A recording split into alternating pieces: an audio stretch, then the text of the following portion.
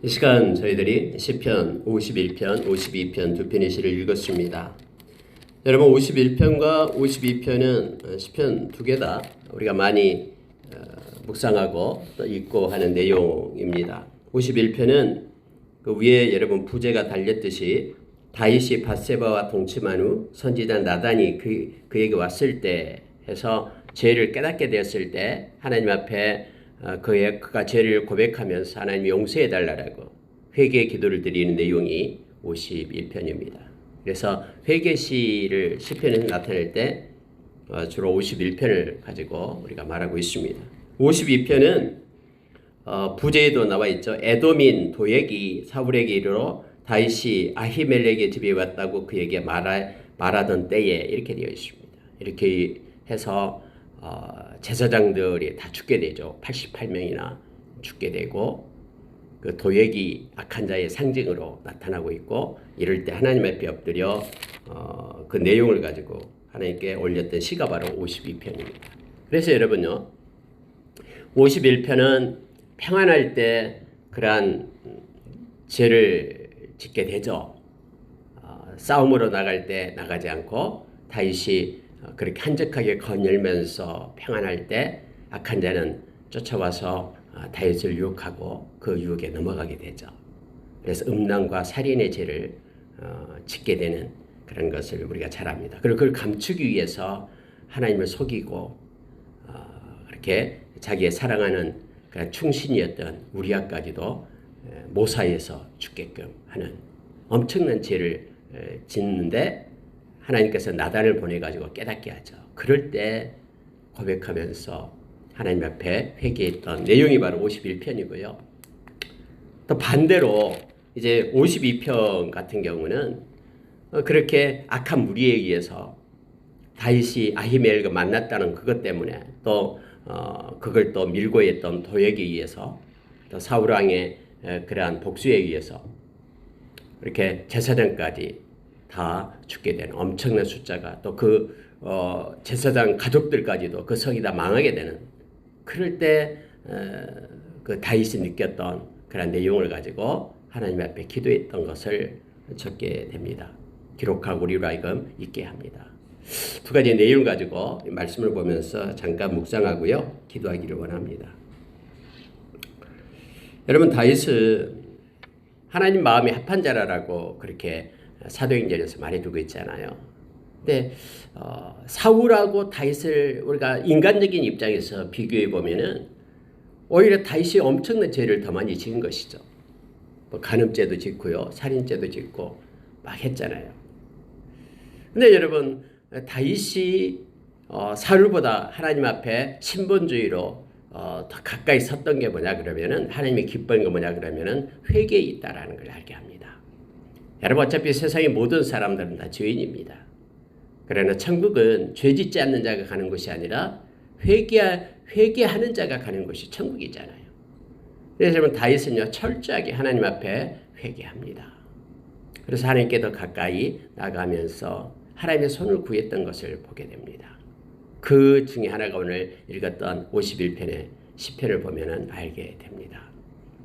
내용을 여러분 51편에 보면 처음에 이렇게 시작합니다. 하나님이여 주의 인자를 따라 내게 은혜를 베푸시며 주의 많은 긍휼을 따라 내 죄악을 지워주소서 하면서 하나님 앞에 엎드리는 다윗의 모습을 보게 됩니다. 다윗이 의지했던 게 뭐냐면 하나님 주의 인자 헤세드를 의지합니다. 하나님 주의 사랑으로 그 사랑은 나의 죄보다 더 크니 내가 진짜 죽을 죄를 지었는데 하나님 나에게 인자를 베풀어 주십시오. 하나님 나에게 은혜를 베풀어 주십시오. 하나님 나에게 긍휼을 베풀어 주십시오. 하나님의 인자와 은혜와 긍휼이 아니면은 도저히 이거 해결되지 않지만은 하나님 나에게 내가 죄인입니다. 내 죄가를 도말해 주시고 하나님의 인자와 은혜와 긍휼을 베풀어 주십시오 하면서 자기의 죄악을 제하해 달라고 하나님 앞에 엎드립니다. 여러분 3절에 보면은 물은 나는 내 죄가를 아오니 내 죄가 항상 내 앞에 있나이다. 죄과를 안다라고 말합니다. 죄악을 용서해 달라고 얘기하고 죄과라는 것은 죄의 결과를 얘기합니다.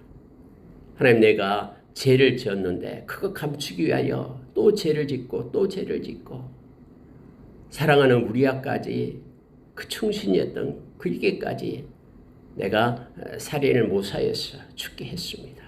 위장해서 죽게 했습니다. 이게 죄가거든요. 여러분, 죄는요, 끊어지지 않으면, 회개하지 않으면 계속해서 죄의 결과를 일으킵니다.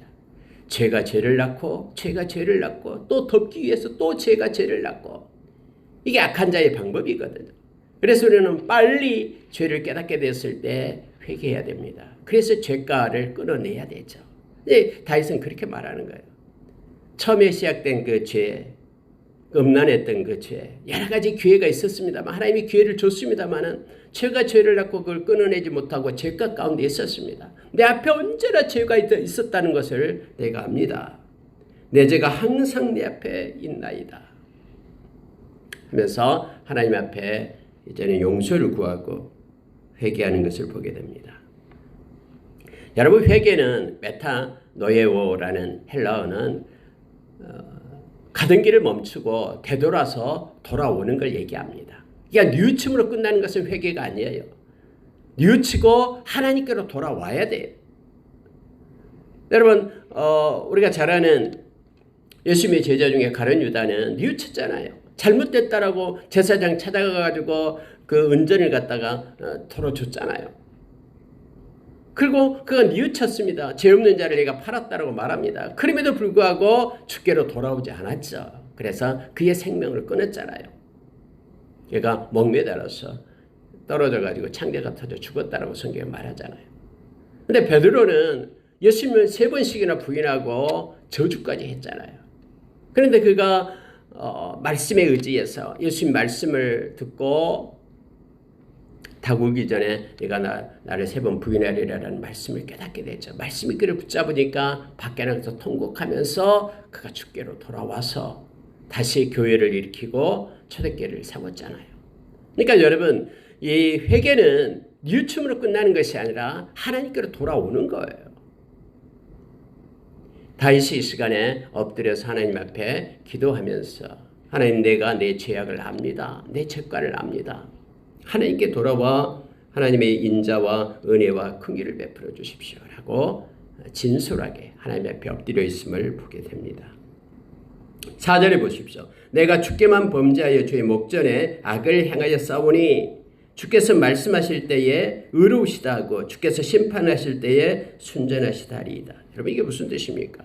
아니, 다윗이 하나님께만 죄를 범했습니까? 사람한테는 죄를 범한 것이 아니고요. 그런 뜻이 아니에요. 사람한테 범한 모든 죄는 다 하나님께 범한 죄예요. 그래서 우리가 요셉을 잘 알잖아요. 보디발의 아내가 요셉을 붙잡고 유혹할 때 그가 고백했던 것이 있잖아요. 내가 하나님 앞에 죄를 짓지 않는다라고 말합니다. 하면서 옷을 벗어던지고 뛰쳐나가죠. 그래서 모함에서 감옥에까지 가게 되잖아요. 억울한 일을 당하잖아요. 그런데 하나님은 감옥에서 그를 일으켜 애굽의 총리로 세우시는 것이죠. 그러니까 여러분요, 모든 인간에게 행한 이 다윗이 여러분 우리아의 아내에게 또 우리아에게 그런 죄를, 인간에게 죄를 진 것이잖아요. 하나님 앞에 행하냐. 그런데 오늘 다윗은 고백하기를 내가 주께만 범죄하여 이렇게 고백을 하는 거예요. 하나님의 말씀을 따르지 않고 어기는 것은 인간에게뿐만 아니라 하나님 앞에 다 죄를 짓는 것입니다. 거짓말을 한마디, 내가 하나님께 거짓말하지 않았는데 다른 사람한테 했는데, 이게 아니라 거짓말하는 입술을 가지고 있으면 그것이 곧 하나님께 죄를 짓게 되는 것임을 알게 합니다. 다윗은 그래서 내가 주의 목전에서 죄를 지었습니다 라고 말하고 있는 것이죠. 우리가 정직하게 행하지 않는 것, 또 야고보 선생님이 그렇게 가르쳐줬듯이 선을 행할 줄 알고도 선을 행하지 않는 것이 죄다라고, 믿음으로 살지 않는 것이 죄다라고 우리에게 가르쳐주고 있죠. 사람은 자기가 잘못한 것만 생각하는데요, 해야 될 일을 하지 않는 것도 죄임을 성경 우리에게 말해주고 있습니다. 믿음으로 행하지 않는 것이 다 죄다라고 우리에게 말해주고 있습니다. 어떤 사람은 회개할 것이 없다라고 얘기하는데 그렇지 않습니다. 말씀의 거울에 비춰서 내가 행하지 않았던 모든 것들, 마땅히 도와줘야 될 자를 도와주지 않는 것이, 뒷짐짓고 구경한 것이, 선을 행할 줄 알면서도 행하지 않는 것이 죄다라고 성경은 우리에게 말해주고 있죠. 그래서 늘 우리는 회개할 것밖에 없음을 알게 합니다. 말씀의 거울 앞에서 멀어지면 멀어질수록 우리는 스스로가 의인처럼 생각되지만, 말씀의 거울 앞에 서면 설수록 우리는 더욱더 빛 대신 주님 앞에 나아가기 때문에 우리가 죄임을 깨닫고 하나님의 앞에 엎드려 예수님의 보혈을 힘입고 용서를 구하고 회개하고 하나님께로 더 가까이 나아가는 자가 됨을 알게 합니다. 6절에 보시기 바랍니다. 보소서 주께서는 중심이 진실함을 원하시오니 내게 지혜를 은밀히 가르치시리이다. 겉으로만 회개하는 것이 아니라, 회개하는 척이 아니라 우리의 마음의 중심을 하나님께 진실되게 드릴 것을 요청합니다. 이게 다윗이 하나님 안에 합한다라는 게 바로 그거예요. 다윗은 온 마음을 다해 온전함으로 진실함으로 하나님 앞에 회개하고 하나님께로 돌이켰던 자임을 알게 합니다. 정말로 다윗의 눈에는 사람보다는 하나님이 우선이었습니다. 언약궤가 들어올 때에 왕의 신분이면서도 덩실덩실 춤을 추면서 하나님께 감격하고 기뻐하는 감사 예배를 드렸던 다윗을 우리는 보게 됩니다. 그가 고백했던 시편의 73편의 시를 다 보면은 하나님을 향한 그의 간절함과 진실함을 우리는 알게 됩니다. 그러한 진실함과 온전함으로 우리도 하나님 앞에 예배자로 서기를 원합니다. 여러분 8절에 보십시오. 내게 즐겁고 기쁜 소리를 들려주시사 주께서 꺾으신 뼈들도 즐거워하게 하소서. 하나님 앞에 회개하고 돌아올 때 하나님 나를 용서해 주셔서 나의 마음을 받아주셔서 내가 나의 죄를 사해 주신 그 은혜 때문에 내가 즐겁고 기쁜 소리를 듣게 하십시오. 하나님의 용서하심을 내가 알게 하시고 깨닫게 하십시오. 그래서 주께서 꺾으신 뼈들도 즐거워하며 기뻐하며 하나님께 영광 돌리고 찬양케 하소서. 여러분 죄사함을 받게 될 때 그 하나님께서 사람이 인정하지 않지만 하나님께서 용서해 주시고 받아주시고 위로해 주실 때에 내가 너의 눈물을 보았고 내가 너를 용서했다라는 주님의 마음을 받게 될 때 평안을 얻고 마음은 즐거움으로 기쁨으로 가득 차게 됨을 알게 합니다. 10절에 보시기 바랍니다. 하나님이여 내 속에 정한 마음을 창조하시고 내 안에 정직한 영을 새롭게 하소서. 하나님 내가 겉모습뿐만 아니라 이제는 나의 속사람을 온전케 세우십시오. 정한 마음을 창조하다. 이 창조하다는 빠라라는 그 단어인데요. 이 빠라라는 것은 창세기 1장 1절에 나온 단어예요. 새롭게 하나님께서 창조, 무에서 유를 창조해달라고 말합니다. 하나님 나의 마음 온전하게 하나님께서 새롭게 창조해 주십시오. 그리고 정직하고 정직한 영을 새롭게 해 주십시오. 우리가 이 찬양도 합니다마는 정말 우리가 살아계신 하나님을 믿는 신앙 고백이 바로 정직임을 알게 하죠. 지금도 우리가 혼자 있던 여러 명이 있다. 많은 무리 가운데 있어도 부하내동하지 않고 그들을 따라가지 않는 것은 하나님 앞에 있기 때문에 그렇죠. 99명이 이 길로 가더라도 그냥 남들이 가니까 나도 엉거주춤 따라가는 자가 아니라 하나님 앞에 있기 때문에 사람을 보고 움직이는 자가 아니라 하나님의 말씀을 따라서 움직이는 자라고 그렇게 우리가 세워지게 됨을 보게 됩니다. 정직한 자, 하나님 앞에 있는 자, 혼자 있을 때도 하나님 앞에 있기 때문에 신중하고 절제하고 단정하게 행할 것을 성경은 요청해 주고 있는 것이죠. 11절에 보면은 나를 주 앞에서 쫓아내지 마시며 주의 성령을 내게서 거두지 마소서. 참 대단하잖아요. 그때 당시와 지금은 완전히 다르죠. 지금은 예수님이 이 땅에 오셨고 또 예수님께서 우리에게 약속하신 성령을 우리에게 보내주셨잖아요. 그래서 오늘날에는 우리 가운데 성령님이 계셔서 우리를 진리 가운데로 인도하시잖아요. 근데 그때 당시 다윗이 하나님 앞에 얼마나 깊은 교제 가운데 있었으면은 하나님 내게 임한 성령을 거두지 마십시오. 나를 쫓아내지 마십시오. 이 땅에서 가장 불행하고 가장 최악의 상황이 바로 하나님으로부터 떠나는 것입니다. 하나님으로부터 멀리 떨어지는 것이고 하나님의 뜰 밖으로 나가는 것이죠. 저와 여러분 하나님의 뜰 안으로 옮겨 심은 양자된 하나님의 자녀된 하나님의 백성이잖아요.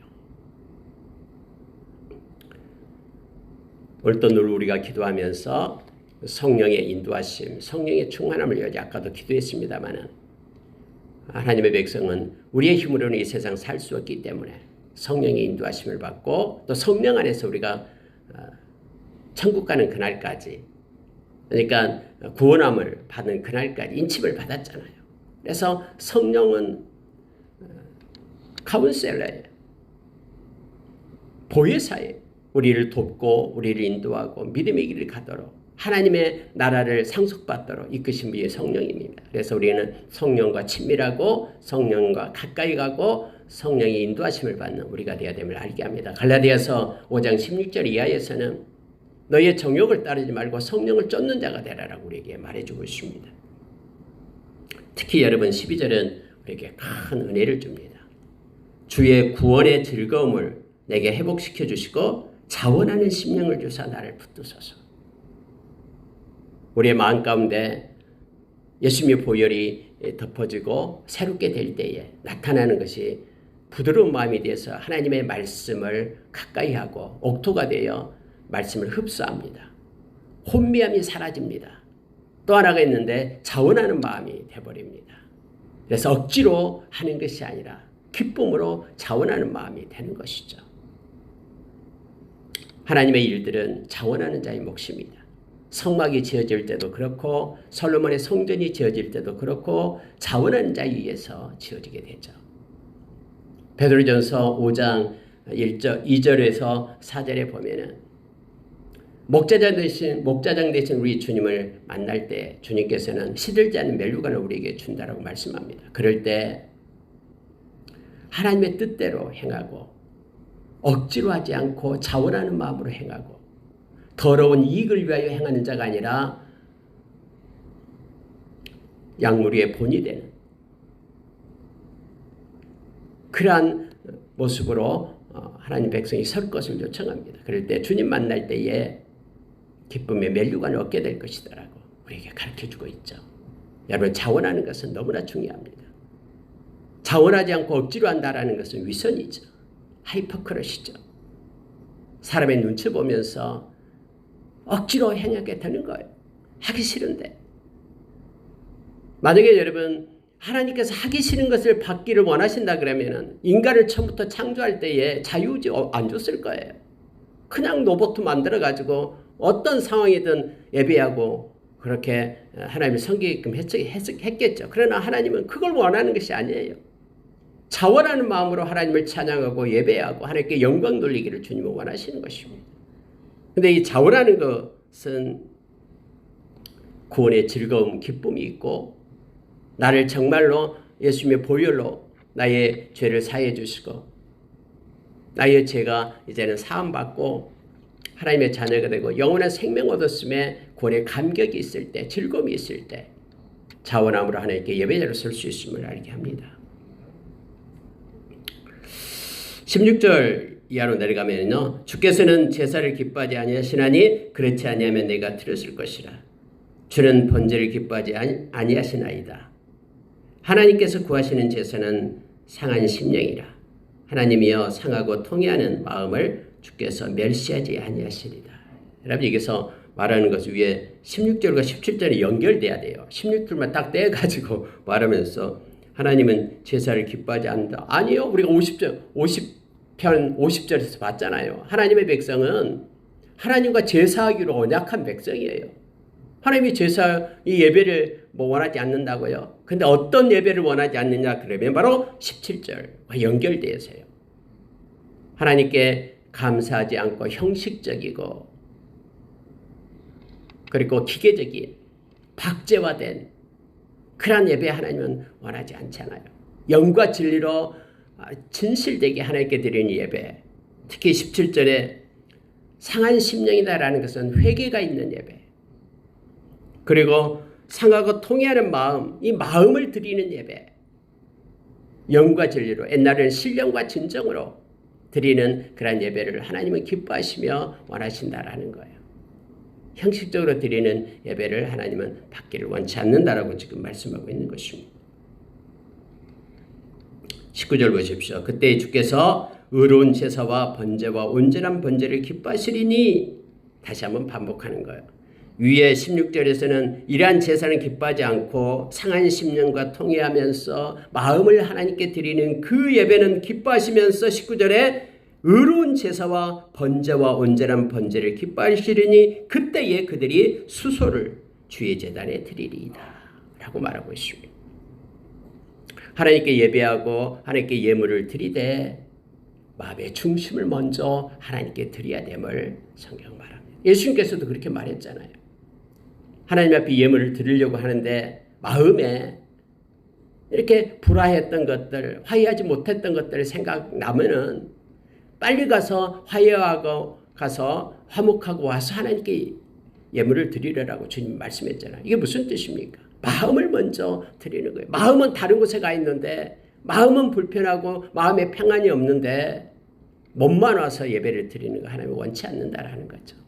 하나님 우리의 중심을 보시기 때문임을 성경은 말해줍니다. 여러분 51편은 우리에게 많은 것들을 묵상하게 합니다. 어떤 죄든 우리는 진실되게 온전함으로 하나님께 회개할 때 하나님 너무 기뻐하시고, 또 우리의 모든 죄를 다 사할 수 있는 예수님의 보혈에 권세가 있음을 성경 말합니다. 요한일서 1장 9절의 말씀처럼 우리가 우리 죄를 자백하면 저는 미쁘시고 의로워서 우리 죄를 사하시며 모든 불의에서 우리를 깨끗게 하신 분이 우리 주님이십니다. 그분의 보혈은 넉넉히 우리의 죄를 다 도말하고 우리를 의로운 자로 세우게 됨을 알게 합니다. 여러분 52편에 가게 되면은요, 악한 자, 포악한 자여 하면서 나타냅니다. 자, 3절에 보십시오. 네가 선보다 악을 사랑하며 의를 말함보다 거짓을 사랑하는도다. 간산하여 나는 남을 해치는 모든 말을 좋아하는도다. 그래서 악한 자의 특징이죠. 악한 자는 거짓을 좋아합니다. 왜냐하면 그 야비가 바로 마귀, 거짓의 영이기 때문에 그렇습니다. 스스럼 없이 거짓을 얘기합니다. 그리고 거짓을 얘기하는데 담대합니다. 자, 2절 보니까 그의 혀가 심한 악을 꾀하여 날카로운 삭도같이 간사를 행하는도다. 그들은 남의 마음에 상처기를 내고 상처를 입히고 이런 것들 전혀 상관하지 않습니다. 과감합니다. 유다서에 보면은 악한 자의 특징에 대해서 나오고 있죠. 자, 여러분 6절에 내려가겠습니다. 그런데 5절에 보면은 그런데 하나님께서 너를 멸하신다라고 말합니다. 여러분, 우리가 악한 자를 대항해서 싸우지 말라라고 얘기하죠. 로마서 12장에서 원수 갚는 일을 하나님께 있다라고 말합니다. 하나님께서는 친히 하나님의 백성을 보호하시고 하나님의 백성을 향하여 달려드는 그 원수를 하나님이 대적하십니다. 그리고 하나님이 행하십니다.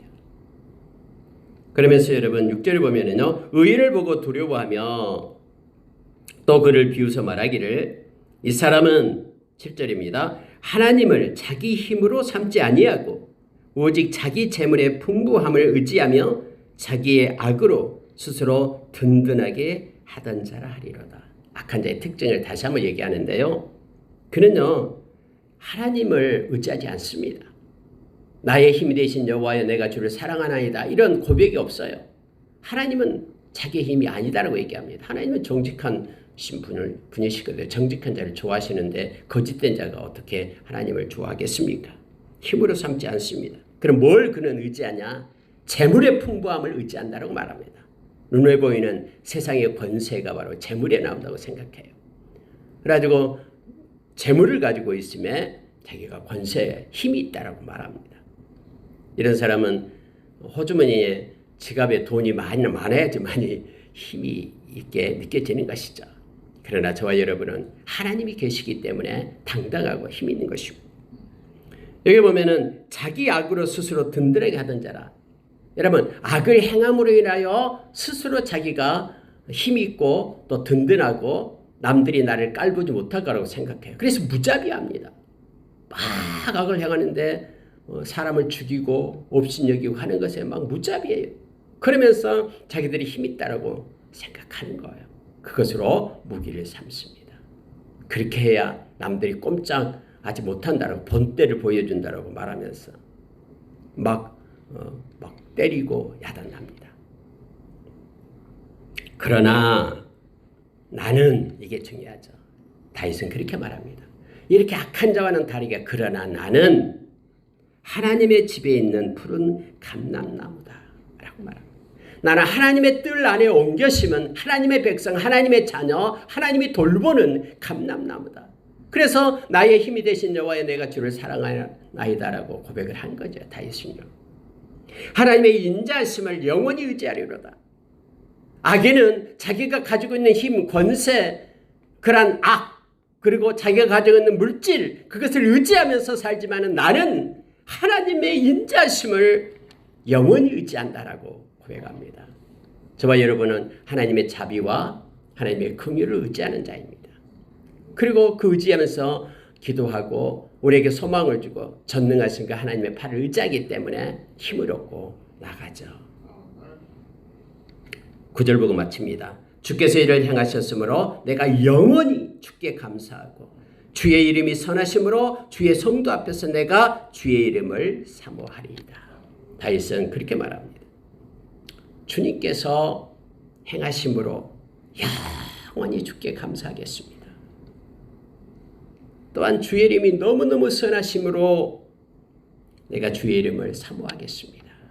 그래서 여러분, 주의 이름이라는 것은 주님 자체를 말합니다. 내가 주님을 사모하고 주님께 감사하고 그래서 하나님께 예배자로 평생 서겠습니다 라는 다윗의 모습을 보게 됩니다. 말씀 마치겠습니다. 오늘 또 하루 하나님께서 우리와 함께 하시며 만나는 사람의 행하는 일들 가운데 개입하실 것입니다. 그 주님을 찬양하고 주님을 의지하고 동행하며 교통하는 귀하고 복된 하루가 되기를 원합니다. 또 우리의 마음을 하나님께 드리고 또 행여나 말씀의 거울에 비쳐 우리가 회개해야 될 일을 성령께서 가르쳐주면 책망하면 성령님은 죄와 의와 심판에 대해서 책망하신 분이니까요. 예수 보혈 힘있고 회개하고 더 하나님께 가까이 가는 우리가 되기를 예수의 이름으로 축원합니다. 같이 기도하겠습니다.